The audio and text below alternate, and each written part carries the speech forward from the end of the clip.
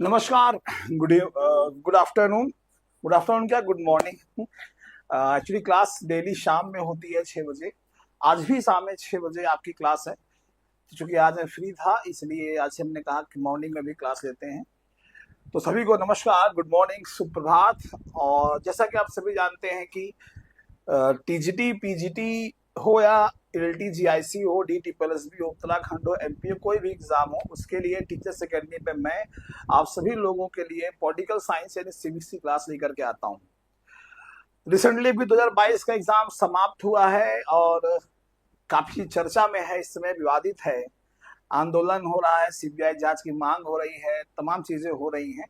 और इसी बीच आयोग ने भी कहा था कि रिजल्ट हम जुलाई में निकाल देंगे फाइनल, उसके बाद नई भर्ती का भी अनाउंसमेंट करेंगे, जिसमें संख्या 24,000 कुछ पदों की थी, लेकिन सुनने में आया है कि पद बढ़ चुके हैं और इसका एग्जाम हम नवंबर में तक ले लेंगे, ऐसा आयोग ने कहा है। तो उसी चीज को ध्यान में रखते हुए आप सभी लोगों के लिए मैंने पॉलिटिकल साइंस यानी सिविक्स का टीजीटी बीजीटी का जो है बैच स्टार्ट किया है और लगातार मैं आपके लिए क्लासेस लेकर के आ रहा हूँ। जिन भी छात्र छात्राओं का सब्जेक्ट पॉलिटिकल साइंस या सिविक्स है, टीजीटी में भी है, पीजीटी है, तो आप सभी लोगों के लिए क्लासेस बहुत इंपॉर्टेंट है। आज में आप बात करने वाले हैं पीजीटी की, पोस्ट ग्रेजुएट पीजीटी की हम बात करने वाले हैं, जिसमें टीजीटी और पीजीटी में डिफरेंसेस होते हैं। शाम को मेरी क्लास टीजीटी की हो रही है जो 6 बजे से होती, जो कि क्लास लगी हुई है। पीजीटी का सिलेबस पॉलिटिकल साइंस में टीजीटी से जस्ट डबल है। मैंने सिलेबस पे डिस्कस किया था इसके पहले, योग्यता को लेकर के बात की थी। तो आज हम यहाँ पे बात करेंगे पीजीटी के। आपके लिए एक टॉपिक है जो बहुत इंपॉर्टेंट है। आप लोग प्रशासन में पढ़ते हैं कि शासन क्या होता है, सुशासन क्या होता है, दोनों में डिफरेंस क्या है, दोनों की विशेषताएं क्या है। हम आज इन मुद्दों पे बात करने के लिए यहाँ पे उपस्थित हुए। जिन भी छात्र छात्राओं का सब्जेक्ट पॉलिटिकल साइंस और पीजीटी का एग्जाम देने जा रहे हैं उनके लिए क्लास बहुत बेनिफिशियल है। तो चलिए क्लास शुरू करते हैं। सबका बहुत बहुत स्वागत है। फटाफट सब लोग आ जाइए, क्लास शुरू करते हैं। ठीक है, सभी का बहुत बहुत स्वागत है और क्लास शुरू करते हैं। क्लास शुरू करने से पहले बता दूं आप सभी लोगों के लिए नया बैच जो है स्टार्ट हो चुका है। अगर आप भी इंक्वायरी लेना चाहते हैं तो 9628959237 पे कॉल या व्हाट्सएप के थ्रू आप इंक्वायरी ले सकते हैं। ठीक है, जहां पे आप लोग को लाइव क्लास पीडीएफ नोट्स तो मिलेगा ही, साथ ही साथ आपके लिए प्रैक्टिस सेट मॉडल पेपर होते हैं और 1000 प्रश्न अभी तक मैं आपको देता था, 1000 प्रश्न विथ आंसर लास्ट एग्जाम के 2 महीना पहले अलग से, जिसमें इस बार हमने क्वेश्चन की संख्या कर दी है 5000 प्रश्न विथ आंसर रहेंगे, जो प्रैक्टिस में मॉडल पेपर होगा उसके अलावा। ठीक है, तो चलिए क्लास शुरू करते हैं। सभी का बहुत बहुत स्वागत है। हम पर रिक्वेस्ट है क्लास को शेयर जरूर कर दीजिएगा। तो डियर स्टूडेंट्स, हम यहाँ बात करने वाले हैं कि शासन और सुशासन में क्या अंतर है। हमारा आज का जो टॉपिक है वो यही है कि शासन और सुशासन, इन दोनों में एक्चुअल में अंतर क्या है, हम इस मुद्दे पे यहाँ बात करेंगे। तो सबसे पहले हम बात यहाँ पे करते हैं शासन को लेकर के कि शासन क्या होता है और लोक प्रशासन में इस शासन का मतलब क्या है। जी हाँ, जब हम पीजीटी की बात करते हैं, sir when will be A sir tell me the cut off GIC pre, अब ये आए तो चले मैं कैसे बता दूं इसका अभी। Sir when will be BM sir, BM sir आएंगे शाम को 6 बजे, उनकी क्लास होती है। ठीक है, आप उस समय क्लास होगी, आप उन्हें पूछ लीजिएगा और संस्था के नंबर पे फोन करके बात कर लीजिएगा, बीएम सर आपको बता देंगे। मैथ का ना, बीएम सर मैथ पढ़ाते हैं। तो शासन और सुशासन के बारे में अगर हम बात करें कि शासन और सुशासन क्या है, तो किसी समाज के बारे में बात करें, किसी राज्य के बारे में बात करें या संगठन के बारे में बात करें, किसी समाज, राज्य, संगठन, ठीक है, किसी भी, यहाँ पे सीधे सीधे बताया गया है कि किसी भी समाज हो, राज्य हो या संगठन हो, उसको संचालित करने के लिए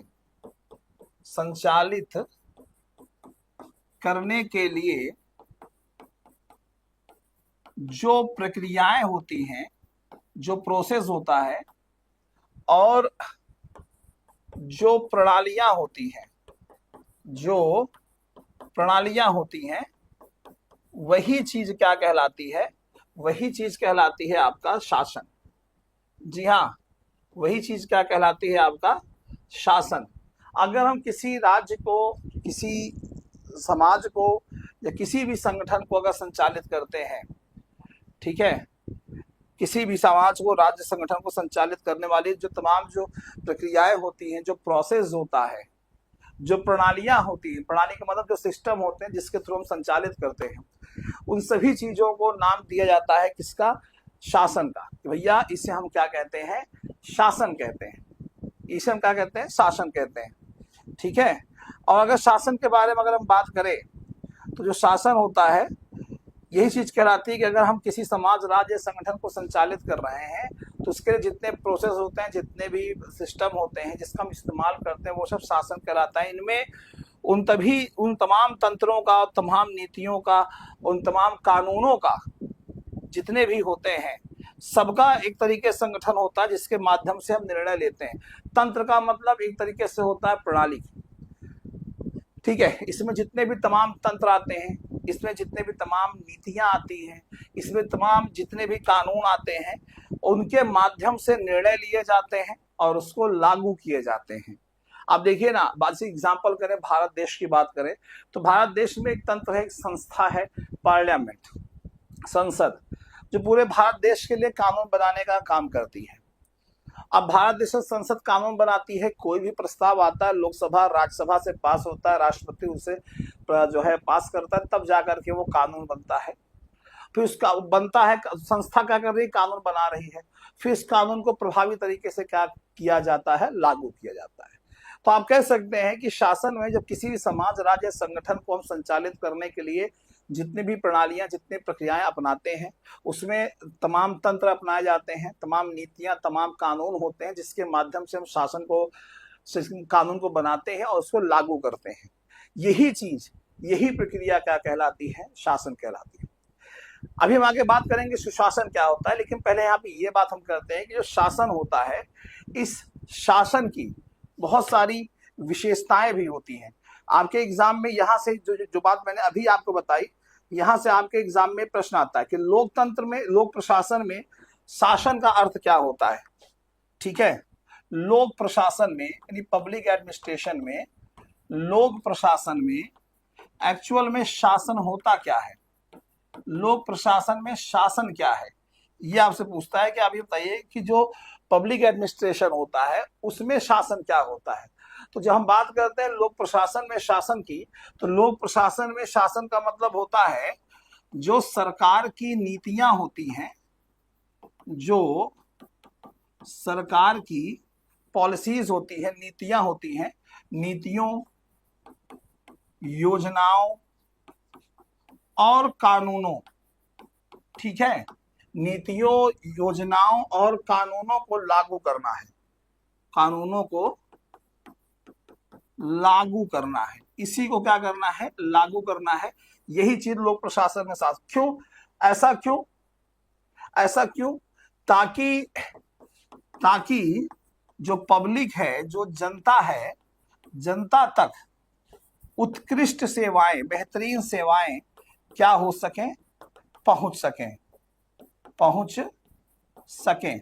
ये बताया जाता है कि लोक प्रशासन में शासन का क्या मतलब होता है, कि जो पब्लिक एडमिनिस्ट्रेशन होता है, जो लोक प्रशासन होता है, इसमें शासन का क्या मतलब होता है। तो लोक प्रशासन में शासन का यही मतलब होता है कि इसमें जो सरकार की पॉलिसीज होती हैं, पॉलिसीज मतलब सरकार जो नीतियां बनाती है, ठीक है, सरकार जो योजनाएं बनाती है, योजना बनाने का काम सरकार की एक संस्था करती है जिसको हम पहले बोलते थे योजना आयोग, योजना आयोग। But at the present time योजना आयोग नहीं है, इसकी जगह क्या काम करता है?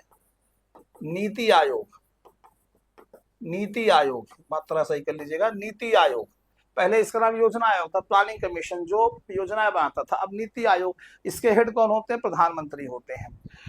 तो सरकार की जितनी पॉलिसीज होती हैं, सरकार की जितनी भी योजनाएं होती है, सरकार जो कानून बनाती है, उन्हीं कानूनों को लागू करना लोक प्रशासन में शासन कहलाता है।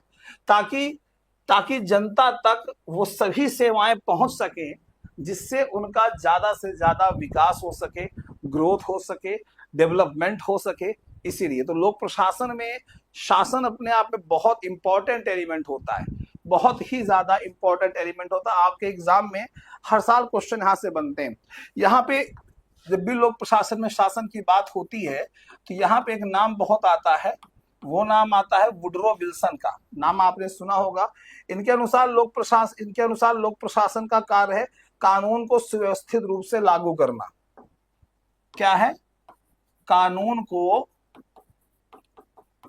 को सुव्यवस्थित तरीके से लागू करना। ये वुडरो विल्सन का ये है कि भैया लोक प्रशासन का जो मेन मोटिव होता है, जो कानून होते हैं उसको एकदम व्यवस्थित तरीके से, ठीक है, लागू करना, और राज्य के उद्देश्यों को पूरा करने के लिए ही ये जो शासन होता है एक माध्यम होता है। राज्य के उद्देश्य का मतलब, राज्य का मेन उद्देश्य होता है जन कल्याणकारी काम करना, राज्य का उद्देश्य होता है डेवलपमेंट का काम करना।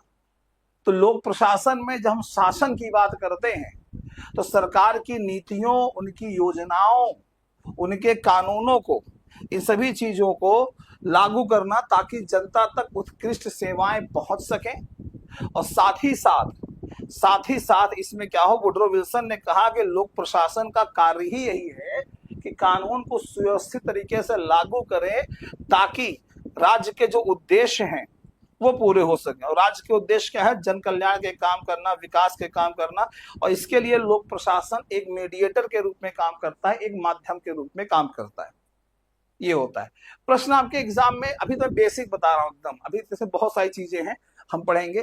प्रश्न इसमें ऐसे बेसिक तरीके एकदम जीरो से बता रहा हूं। इसमें पूछता है कि निम्नलिखित में से कौन सी लोक प्रशासन की विशेषता नहीं है, या निम्नलिखित में से कौन सी लोक प्रशासन की विशेषता है। तो what is the characteristics of the public administration, या फिर कह सकते हैं शासन की प्रमुख विशेषताएं कौन सी हैं। शासन की जो प्रमुख विशेषताएं हैं वो क्या होती है, ठीक है। शासन की प्रमुख विशेषताएं क्या होती है। देखिए, जब भी बात प्रमुख विशेषता की करते हैं तो इसमें सबसे पहला पॉइंट जो आता है वो आता है पारदर्शिता। क्या आता है? पारदर्शिता, ट्रांसपेरेंसी, ठीक है। क्या आता है? ट्रांसपेरेंसी, ये पारदर्शिता। तो ये शासन की एक बहुत महत्वपूर्ण विशेषता होती है, ठीक है। इसमें जो डिसीजन लिए आते हैं वो पूरे ओपनली लिए जाते हैं, ठीक है। इसमें पारदर्शिता का मतलब शासन में जितने भी निर्णय लिए जाते हैं, जो डिसीजन लिए जाते हैं वो ओपन तरीके से लिए जाते हैं। यानी आप कह सकते हैं कि इसमें खुलापन होता है। तो ये ओपनली क्यों लिए जाते हैं? ताकि पब्लिक को, जनता को, नागरिक को ये पता चल सके, वो ये जान सके कि सरकार क्या डिसीजन ले रही है आपके लिए। क्योंकि शासन और प्रशासन में अंतर होता है। शासन के बाद जो हम करते हैं जिसमें बात आती है नेताओं की, जो नेता लोग इंक्लूड होते हैं, पॉलिटिकल इंस्टीट्यूट्स जो आते हैं। प्रशासन में जिससे ब्यूरोक्रेसी, IAS पीसीएस ऑफिसर जो आते हैं, वो हम एक दिन बाद इससे भी करेंगे कि शासन और प्रशासन में क्या डिफरेंस है, ठीक है। तो शासन की प्रमुख विशेषता होती है ट्रांसपेरेंसी, पारदर्शिता। अगर कोई भी डिसीजन, कोई भी निर्णय अगर सरकार लेती है, कोई भी निर्णय, तो ओपनली लेती है, छुपा के नहीं लेती। कोई भी निर्णय सरकार ले रही है, पार्लियामेंट में कोई कानून बना रही है, तो ओपनली लेगी, बताएगी हम ये डिसीजन ले रहे हैं, ओपनली ले रहे हैं। और ताकि जो पब्लिक है, जो लोग हैं, जो जनता है, उनको ये पता चल सके, तभी तो बताएंगे ना कि हाँ ये डिसीजन सही है कि खराब है। अगर खराब हुआ तो अगली बार पब्लिक उनको वोट दे करके सत्ता में, शासन में नहीं लाएगी, ठीक है। तो पहला जो विशेषता होता है शासन की प्रमुख विशेषता, इसमें क्या होती है? इसमें होती है ट्रांसपेरेंसी, ठीक है। दूसरी जो विशेषता होती है वो होती है जवाबदेही। क्या होती है? जवाबदेही, अकाउंटेबिलिटी, जवाबदेही, ठीक है। तो जितनी भी सरकारी संस्थाएं होती हैं, अधिकारी होते हैं, ठीक है, इसमें जितने भी गवर्नमेंट इंस्टीट्यूट्स होते हैं, सरकारी संस्थाएं होती हैं, जो इन संस्थाओं में काम करने वाले अधिकारी होते हैं, ये सभी लोग आते हैं कि अगर कोई भी सरकारी संस्था है, कोई अधिकारी है, कोई डिसीजन लेते हैं, इनके अपने निर्णयों के लिए, कार्यों के लिए क्या होते हैं, ये जनता के प्रति अकाउंटेबल होते हैं। ठीक है, इनके थ्रू जो निर्णय लिए जाते हैं या फिर जो कार्य किए जाते हैं वो सब जनता के प्रति क्या होते हैं, उत्तरदायी होते हैं। क्या होते हैं, जवाबदेह होते हैं, अकाउंटेबल होते हैं। उनको जवाब देना पड़ता है कि आप ये कार्य कर रहे हैं, कैसे कर रहे हैं, जनता को बताएंगे वो, क्योंकि वो जनता के सेवक हैं। शासन की एक सबसे बड़ी विशेषता होती है, इसे आप इंडिया में रह रहे हैं, India is a democratic country, Bharat एक लोकतांत्रिक देश है, तो जितने भी सरकारी संस्थाएं जो काम करती हैं, तमाम गवर्नमेंट इंस्टीट्यूट्स होते हैं जो हमारे देश में काम करते हैं, तमाम अधिकारी होते हैं जो काम करते हैं, अगर वो कोई डिसीजन ले रहे हैं, कोई कार्य कर रहे हैं, तो उसके प्रति वो उन कार्यों को लेकर के जनता के प्रति अकाउंटेबल होंगे, जवाबदेह होंगे, रिस्पॉन्सिबल होंगे, उनको जवाब देना पड़ता है। ये शासन की दूसरी सबसे बड़ी इंपॉर्टेंट कैरेक्टरिस्टिक्स है, तो सबसे बड़ी विशेषता है। इसमें कोई कहाँ छुपा नहीं सकता, आपको जवाब देना पड़ेगा, आपको जवाब देना पड़ेगा। ये शासन की दूसरी सबसे बड़ी विशेषता होती है। तीसरी विशेषता की अगर हम बारे में बात करें तो शासन में क्या होता है, कानून का शासन होता है। तीसरी सबसे बड़ी विशेषता होती है, सभी निर्णय कानूनी ढांचे के अनुसार लिए जाते हैं। याद रखिएगा, सभी निर्णय, कोई भी निर्णय होगा वो जो कानूनी ढांचा है, ठीक है, जो कानूनी ढांचा है, जो नियम है, इन्हीं के माध्यम से लिए जाएंगे, इन्हीं के माध्यम से लिए जाएंगे। ऐसा नहीं कि आप हवाई बात कर दें, काम खत्म ना। कानून का शासन होता है, अपनी मर्जी से कोई काम नहीं कर सकते। जैसे मान लीजिए, suppose that at the present time of the chief minister of Uttar Pradesh mister Yogi Adityanath, ठीक है, अब योगी जी अर्ली मॉर्निंग उठते हैं, उनके पर्सनल असिस्टेंट वहां मिलते हैं, सुबह गुड मॉर्निंग होती है और ऐसे हाल चाल नॉर्मली पूछ लेते हैं कि पूछते हैं क्या हाल है आपका, परिवार में सब कैसे हैं। योगी जी अपने पीए से पूछते हैं क्या हाल चाल है, कैसे हैं आप, आपका बेटा क्या कर रहा है। और उन्होंने कहा कि सर हमारा बेटा प्रयागराज में तैयारी कर रहा है। अब योगी जी उनसे ये नहीं कहेंगे क्या तैयारी कर रहा है, बुलाओ उनको, हम कल लखनऊ का डीएम बना दें। ऐसा नहीं कर सकते, ऐसा नहीं कर सकते, क्योंकि शासन में कोई भी अगर आपको काम करना है, कोई भी डिसीजन आपको लेना है, तो जो कानूनी ढांचा हमारे यहाँ है, जो नियम है, उसी के अकॉर्डिंग लेना पड़ेगा। तो हमारे यहाँ कॉन्स्टिट्यूशन है, हमारे यहाँ संविधान है, आपको संविधान के नियमों के माध्यम से क्या करना होगा, काम करना होगा। अपनी मर्जी से आप हवाई बात नहीं कर सकते हैं, ये होता है। तो हमारे यहाँ तीसरी सबसे बड़ी कैरेक्टरिस्टिक जो है शासन की, वो हमारे यहाँ क्या है, कानून का शासन होता है। चौथा अगर बात करें, इसमें होता है सहभागिता। चौथा क्या होता है, सहभागिता, पार्टिसिपेशन। जब कोई सरकार डिसीजन लेती है तो निर्णय लेने की प्रक्रिया में समाज के सभी वर्गों की भागीदारी को, ठीक है, जो भी निर्णय होते हैं, जो भी डिसीजन होते हैं, उसमें समाज के जितने भी वर्ग हैं, सभी वर्गों की भागीदारी को, सभी वर्गों की जो भागीदारी होती है उसको प्रोत्साहित किया जाता है। समाज में जितने वर्ग होते हैं, ऐसा नहीं आपने कोई डिसीजन अगर ले लिया, वो डिसीजन किसी एक कैटेगरी के लोगों के लिए बहुत ज्यादा बेनिफिशियल है, लेकिन वही डिसीजन किसी दूसरे कैटेगरी के लिए बहुत ज्यादा बेनिफिशियल नहीं है, उन पर निगेटिव इम्पैक्ट पड़ रहा है, किसी पॉजिटिव इम्पैक्ट पड़ रहा है, तो ये गलत हो जाएगा। शासन में इस चीज को हमेशा ध्यान में रखा जाता है कि आप कोई भी निर्णय अगर ले रहे हैं, किसी पॉलिटिकल इंस्टीट्यूट्स के माध्यम से आप कोई भी डिसीजन ले रहे हैं, तो समाज में जितने भी वर्ग रह रहे हैं, सभी वर्गों की भागीदारी जो होती है उसमें सुनिश्चित होनी चाहिए, ताकि उनको प्रोत्साहन मिल सके कि हाँ, ये सरकार सभी कैटेगरी के लोगों के लिए काम कर रही है, शासन व्यवस्था बहुत बढ़िया है, सभी के लिए बेहतरीन काम हो रहा है, ये चीजें। तो ये भी क्या होता है, एक तरीके से शासन की क्या होती है, ये भी एक विशेषता होती है। इसके अलावा शासन की विशेषता एक होती है दक्षता, दक्षता होती है, और प्रभावशीलता, ठीक है, प्रभावशीलता, दक्षता, प्रभावशीलता मतलब इफेक्टिवनेस एंड इफिशियंसी। ये भी होना बहुत जरूरी है, बहुत जरूरी। दक्षता, आप एक्सपर्ट हो, आप एक्सपर्ट हो किसी काम को करने के लिए। जैसे हमारे देश में आप शासन में हैं, ठीक है, और आप शासन में रहते हुए संसाधनों का क्या करते हैं, इस्तेमाल करते हैं। संसाधनों का क्या करते हैं, इस्तेमाल करते हैं। किसी भी रिसोर्स का आप यूज कर रहे हैं। भाई संसाधन का मतलब ही होता है हर वो वस्तु जिसके माध्यम से हमारी आवश्यकता पूरी होती है। हर वो वस्तु जिसके माध्यम से हमारी आवश्यकता क्या होती है, वो पूरी होती है, हम उसी चीज को कहते हैं संसाधन। वो नेचुरल, जैसे नेचुरल हवा, पानी, ये सब क्या है, प्राकृतिक संसाधन है, प्रकृति ने हमको दिया है। मैनमेड या आर्टिफिशियल, जैसे कि ये डिजिटल बोर्ड हो गया, ये लैपटॉप हो गया, ठीक है, वो सब क्या है, इससे हमारी आवश्यकताएं क्या हो रही है, पूरी हो रही है।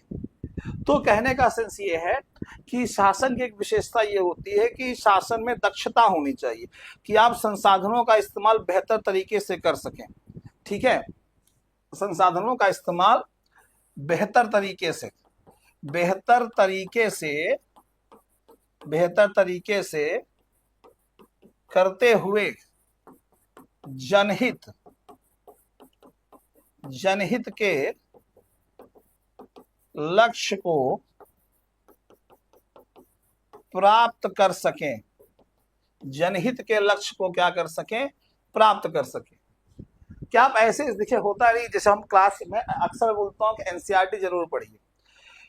क्लास 10th में जब आप पहला चैप्टर पढ़ेंगे इकोनॉमिक्स में, उसमें एक टॉपिक दिया हुआ है डेवलपमेंट, विकास, पहला चैप्टर है।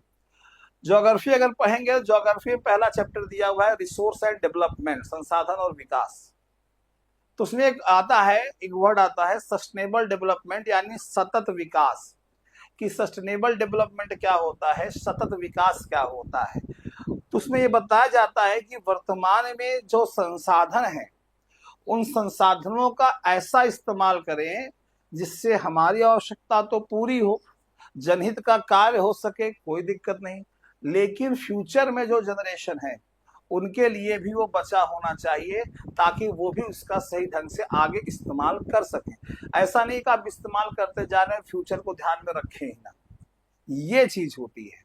तो संसाधन, तो इसीलिए कहा जाता है कि शासन में दक्षता का होना, आप एक्सपर्ट हो, प्रभावशील तरीके से काम करें, कि संसाधनों का ऐसा इस्तेमाल करें आप कि जिससे ज्यादा से ज्यादा जनहित हो सके, जनता की भलाई हो सके। आप इस तरह से आप एक्सपर्ट हो, ठीक है, फिर प्रभावशील तरीके से काम करें।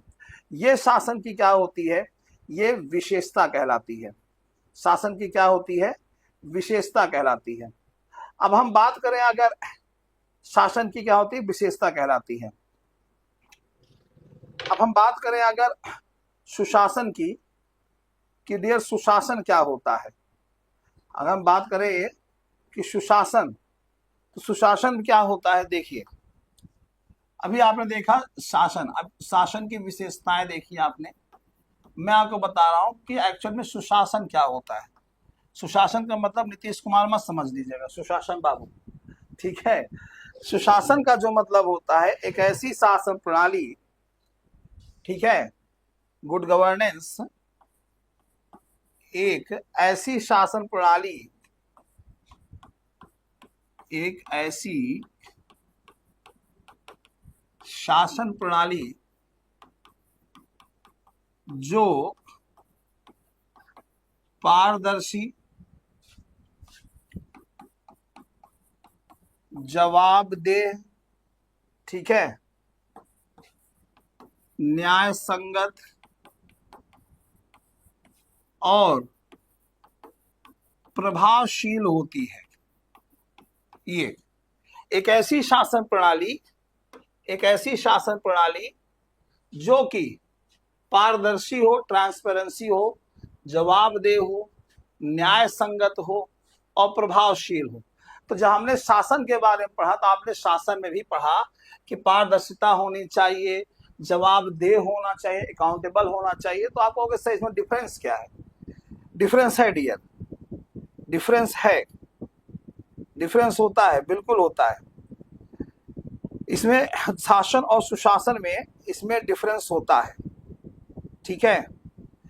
शासन किसी भी व्यवस्था, संस्था या देश को चलाने के लिए प्रक्रिया और निर्णय लेने का तंत्र कहा जाता है।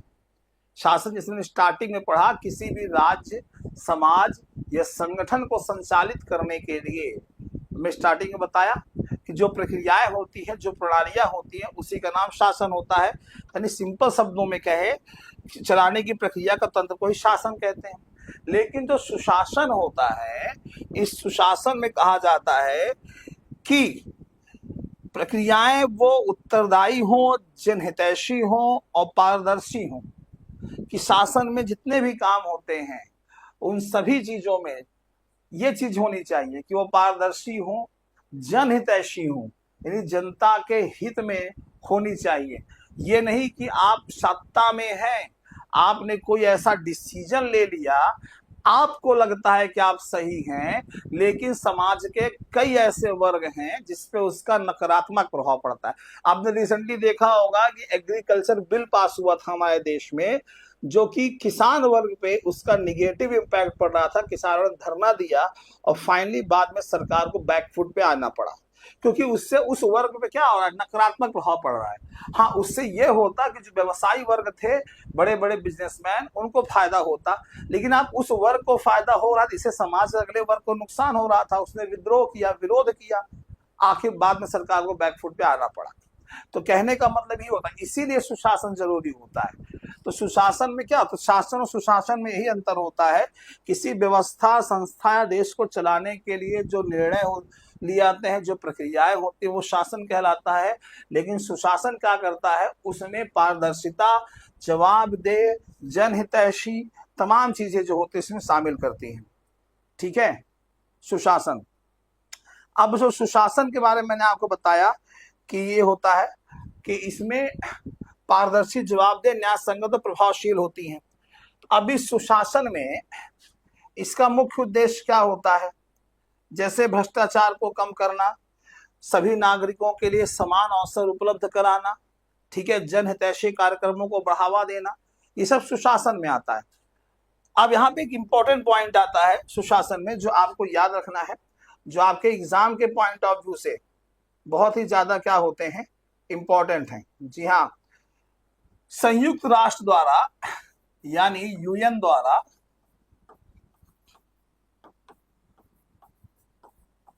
किसके द्वारा, संयुक्त राष्ट्र द्वारा जो सुशासन है, जो सुशासन है, इस सुशासन के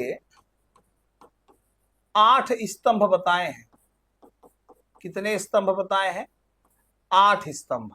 और एग्जाम में यहां से प्रश्न बना है कि यूएन के अकॉर्डिंग सुशासन के 8 स्तंभ है, उनमें से निम्नलिखित में से कौन सा नहीं है या कौन सा है, ये आपसे प्रश्न पूछ लेता है। तो सुशासन के 8 स्तंभ जो यूएन ने बताए हैं वो कौन कौन से हैं, मैं पहले सब नाम लिख दे रहा हूं। पहला है सहभागिता, ठीक है, कि निर्णय लेने की प्रक्रिया में सभी नागरिकों की प्रत्यक्ष या अप्रत्यक्ष रूप से भागीदारी होनी चाहिए। इसका मतलब क्या होता है कि निर्णय में सभी की भागीदारी। एक चीज याद रखिएगा, इसमें एक स्पेशली कहा गया है, स्पेशली कहा गया है खास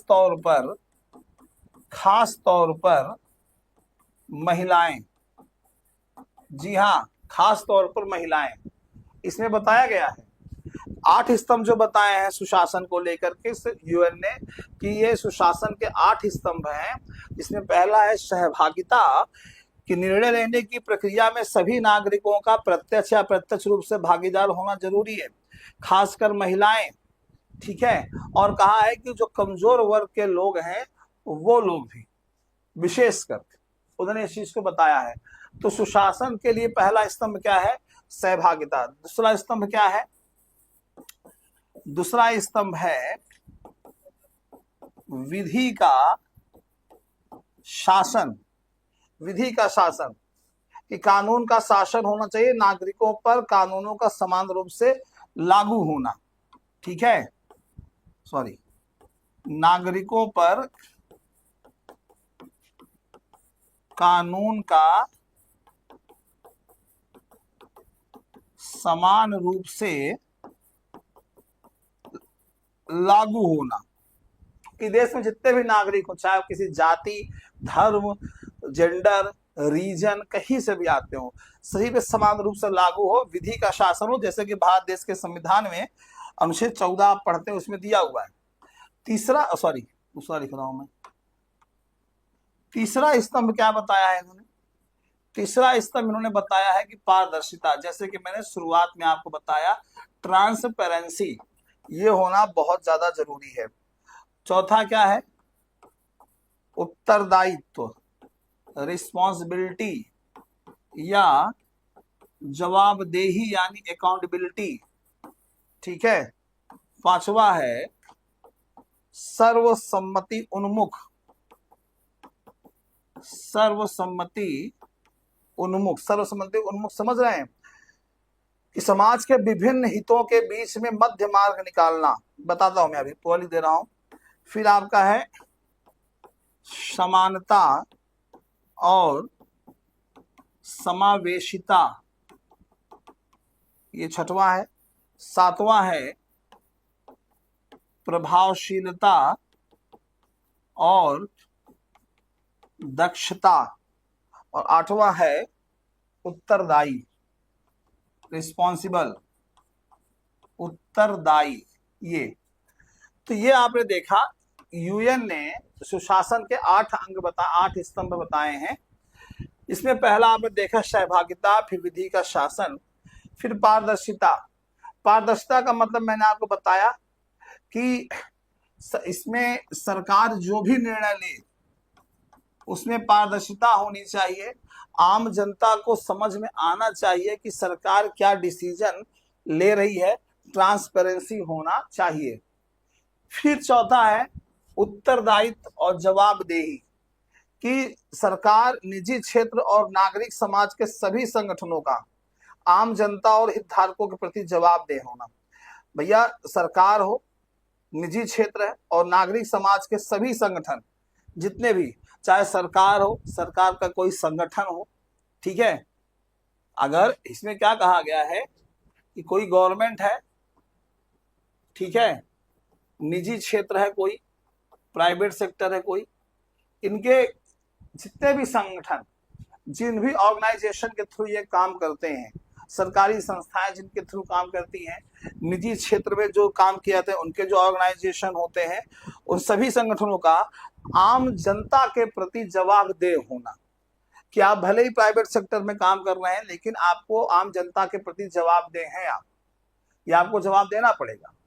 और सरकारी संगठन तो आते ही आते हैं। पांचवा है सर्वसम्मति उन्मुख। सर्वसम्मति उन्मुख क्या होता है? समाज के जो विभिन्न हित होते हैं उनके बीच में मध्य मार्ग निकालकर सहमति बनाना, ताकि समाज के लिए सबसे अच्छा क्या है ये डिसाइड किया जा सके। समाज के विभिन्न हितों के बीच में मध्यम मार्ग निकाल करके सहमति बनाना। अब समाज बटा हुआ है हमारा, अलग अलग जातियों में, अलग अलग वर्गों में बटा हुआ है, अलग अलग धर्मों में बटा हुआ है, जेंडर में बटा हुआ है, लैंग्वेज के बिहार पे बटा हुआ है, कल्चर के बिहार पे बटा हुआ है, डिवाइड है समाज हमारा, ये आप भी जानते हैं। तो समाज में इस तरह से डाइवर्सिटीज हैं, इस तरह से विविधताएं हैं समाज में, तो उसके बीच में एक ऐसा रास्ता निकालना, मध्यम मार्ग निकालना, जिसमें सभी की सहमति हो सके, ताकि क्या हो सके, समाज के लिए बढ़िया हो सके, सभी के लिए अच्छा हो सके। इस तरीके से यानी सर्वसम्मति उन्मुख, सबका भला हो सके, मध्यम मार्ग निकाल करके, क्योंकि इतनी सारी डाइवर्सिटीज हैं, विविधताएं हैं और समस्याएं तो आएंगी ही। इसके अलावा अगला जो पॉइंट है वो आप देख रहे हैं, क्या लिखा हुआ है? समानता और समावेशिता। समाज के सभी सदस्यों को यह महसूस होना चाहिए कि समाज की मुख्य धारा का हिस्सा है, ठीक है।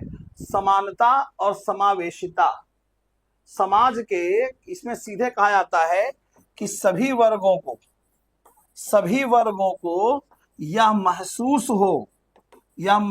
हो कि वो सभी लोग समाज की मुख्य धारा का हिस्सा हैं, मुख्य धारा का मुख्य धारा का हिस्सा है, फिर की लिख दिया, मुख्य धारा का हिस्सा है। सबको ये महसूस होना चाहिए, समाज में रहने वाला हर एक वर्ग को, ऐसा मतलब इस तरह से काम ना करें। इसीलिए देखिए भारतीय संविधान में वर्तमान में समानता का अधिकार सबसे पहले रखा गया है कि विधि के समक्ष समता, विधि के समान समानता सबको मिला है, किसी के साथ पार्शलिटी नहीं होगा। यह अधिकार नागरिक और गैर नागरिक दोनों को प्राप्त है, मतलब जो देश का नागरिक नहीं है फिर भी हमारे देश में रह रहा है उसको भी प्राप्त है, उसको भी, ताकि ये पता चले कि आप सभी लोग, जितने भी लोग समाज में रहते हैं, सभी लोग समाज की मुख्य धारा के अंतर्गत आते हैं, ये चीजें। और प्रभावशीलता एवं दक्षता, मैंने इसके पहले ही बताया कि प्रभावशीलता और दक्षता का मतलब कि जितने भी संसाधन हैं जिसका उपयोग सत्ता में किया जाता है लोगों की आवश्यकता की पूर्ति के लिए, उन सभी संसाधनों का इस्तेमाल करने में आप इतने दक्ष हो कि समाज में उसका प्रभाव सकारात्मक रूप से पड़े, और इस तरीके से संसाधनों का इस्तेमाल करिए कि वर्तमान में जनहित हो, लेकिन आने वाली जो पीढ़ी है, जो फ्यूचर में आने वाली पीढ़ी है, उसके लिए भी वो चीज उपलब्ध रहे। कि नहीं आपने दबा के इस्तेमाल कर लिया, आने वाली पीढ़ी भाड़ में जाए, हमसे थोड़ी क्या मतलब है, ऐसा नहीं, ऐसा नहीं। तो ये चीजें होनी चाहिए। और फिर आपने 8वां जो लिखा है, जो अकॉर्डिंग टू यूएन सुशासन का 8वां स्तंभ माना गया है, उत्तरदायी। सभी संस्थाएं जो होती हैं, ठीक है, जितने भी प्रोसेस करती हैं, ठीक है, जितनी भी संस्थाएं होती हैं, सरकारी संस्थाएं या निजी संस्थाएं जितनी भी होती हैं, जो भी प्रोसेस, जो भी प्रक्रियाएं करती हैं, जो भी कार्य करती हैं, उसका जनता के प्रति उत्तरदायी होना। हम ये कर रहे हैं, इससे जनता के प्रति कोई, भाई देखिए ना, प्राइवेट कंपनी वाले भी तमाम प्राइवेट प्रोडक्ट बाजार में बिकते हैं, आप भी देखते होंगे। सरकार राशन सरकारी दुकानों में मिलता है, प्राइवेट दुकानों में मिलता है, लेकिन मानक सबका तय होता है क्योंकि उत्तरदायी हैं। ऐसा नहीं कि हम सरकार के हाथ से लिए सरकार उत्तरदायी है, प्राइवेट वाले के हाथ से लेंगे तो वो उत्तरदायी नहीं है, वो भी उत्तरदायी है। हमेशा एमआरपी, एक्सपायरी डेट सब देखा जाता है, क्योंकि उत्तरदायी है। आप कोई प्रोडक्ट अगर आप दे रहे हैं, हम ले रहे हैं आपसे, ये आपकी ड्यूटी, आपकी रिस्पॉन्सिबिलिटी है, आप अकाउंटेबल हैं, आप जवाबदेह हैं, आप उत्तरदायी हैं कि मैंने आपके हाथ से लिया था, इससे कोई नुकसान तो नहीं होगा। उसी तरह से शासन में जो सरकारी संस्थाएं काम करती हैं, इसी सत्ता के अधीन जो निजी संस्थाएं काम करती हैं, वो सभी उत्तरदायी होती हैं। ये सुशासन का 8वां स्तंभ है जो कि यूएन द्वारा निर्धारित किया गया है। तो शासन और सुशासन, इन दोनों के बारे में आपने जाना। अब यहां से आपके एग्जाम में अच्छे खासे प्रश्न भी आते हैं, ठीक है, अच्छे खासे प्रश्न भी आते हैं, इस चीज को आप अच्छे से याद रखिएगा, ठीक है। शासन और सुशासन में जब अंतर की बात हम करते हैं, क्या डिफरेंसेस है, क्या डिफरेंसेस हैं, ठीक है, what is the difference between governance and good governance, शासन और सुशासन में क्या अंतर है, इसके बारे में अगर हम बात करें, इसके बारे में अगर हम बात करें तो इसमें क्या चीजें आएंगी, ये भी आपको जानना बहुत जरूरी है। देखिए, जब भी हम शासन और सुशासन की बात करते हैं तो स्टार्टिंग मैंने आपको अंतर बताया कि किसी भी समाज, राज्य या संगठन, इनको चलाने के लिए जो प्रक्रियाएं, जो प्रणालियां इस्तेमाल होती हैं, उन्हें हम शासन कहते हैं। और सुशासन इसी शासन प्रणाली में पारदर्शिता, जवाबदेह, इन सभी चीजों को लाता है, जनहितैषी, इन सभी चीजों को लाता है। लेकिन इन सब के अलावा और भी डिफरेंस है। क्या डिफरेंस है शासन और सुशासन में, चलिए एक एक करके हम बात करते हैं। देखिए, पहला डिफरेंस अगर हम बताएं, जो शासन होता है, इसका उद्देश्य कानूनों और नीतियों को लागू करना है। क्या करता है ये? कानूनों और जो नीतियां होती हैं, उन नीतियों को लागू करना। लेकिन अब ये जो सुशासन होता है, अब इस सुशासन में क्या होता है, इसका उद्देश्य होता है नागरिकों के जीवन की गुणवत्ता में सुधार करना। नागरिकों के जीवन की गुणवत्ता में सुधार करना और त्वरित यानी तुरंत सेवाएं प्रदान करना, ये होता है शासन और सुशासन में। शासन जहां नीतियों कानूनों को लागू कर रहा है, सुशासन नागरिकों के जीवन के गुणवत्ता में सुधार करना, उसके जो है उद्देश्यों को तुरंत पूरा करना, ये चीजें होती हैं। ये पहला डिफरेंस होता है एक शासन और सुशासन में। ठीक है, और क्या डिफरेंस होता है? अगर हम बात करें शासन की, तो जो शासन व्यवस्था होती है, अधिकारी और नेता जनता के प्रति कम जवाबदेह हो सकते हैं, शायद कंफर्म नहीं है ये। अधिकारी और जो नेता होते हैं